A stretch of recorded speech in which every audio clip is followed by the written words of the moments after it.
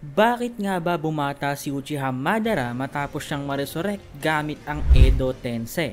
Ano nga ba yung dahilan kung bakit hindi yung matandang Madara yung ating nakita? Di ba ito naman talaga dapat yung mangyari dahil around 100 years old na nga si Madara bago siya mamatay? Paano nga ba nangyari ito? May sagot nga ako guys para dyan. Atin ngang matatandaan sa 4th Great Ninja War na noong inilabas nga ni Kabuto itong Edo Tensei Madara ay nakapagtataka nga na young adult version yung ating nakita dito. Dahil bago nga mamatay itong si Madara ay sinasabing around 100 years old na nga siya. Ito nga guys yung panahon na tinulungan nga niya si Obito noong madurog nga yung kalahating upper body ni Obito sa 3rd Great Ninja War bago ma-awaken ni Madara ang Rinnegan. Isa nga itong misteryo sa nakararami dahil kay Madara nga lang nangyari itong feat na ito. Habang yung ibang Edo Tensei Shinobi nga tulad ng 3rd Hokage Hiruzen, Granma Chiyo at iba pa ay hindi naman naibalik yung kanilang mas batang version. So, bakit nga ba itong si Madara ay kakaiba at naging young adult version instead uugod-ugod?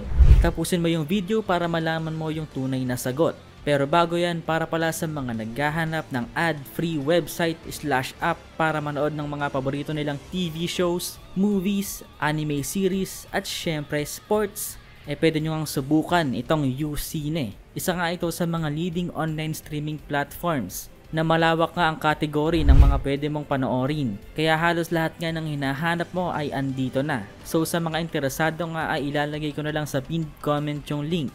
Pindutin nyo na lang. So ano nga ba yung sagot sa tanong na bakit nga ba batang Madara yung nakita nating na-resurrect gamit ang Edo Tensei at hindi yung uugod-ugod na version ni Madara?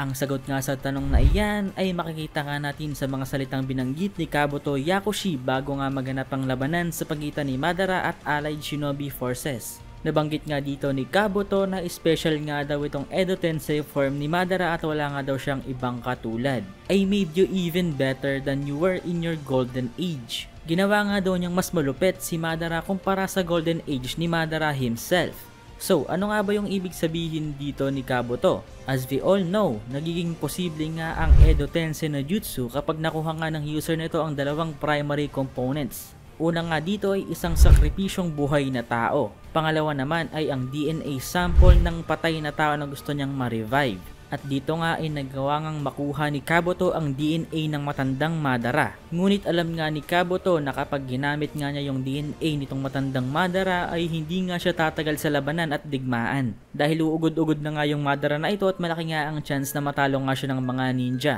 Kaya kailangan nga niyang i-modify itong DNA sample na nakuha niya mula kay Madara. So, paano nga ba ito ginawa ni Kabuto?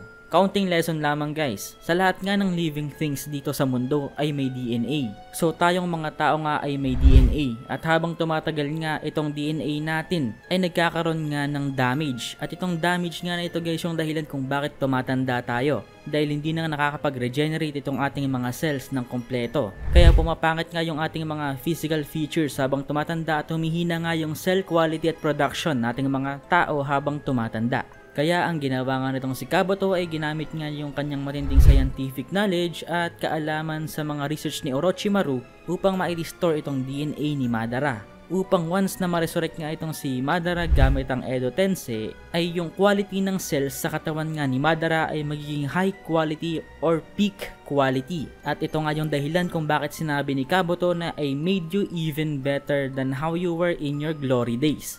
Gets ba guys? Leave a like.